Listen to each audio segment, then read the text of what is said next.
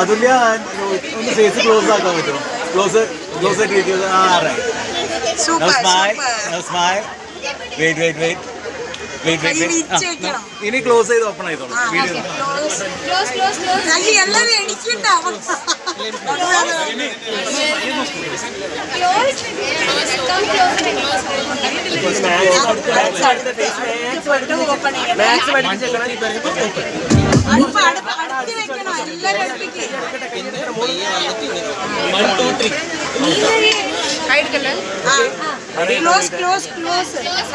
അടക്കിയിട്ട് തുറക്കണേ. അവൻ ഡ്രസ് ബ്രോയിന്റെ മേലെ വീണ്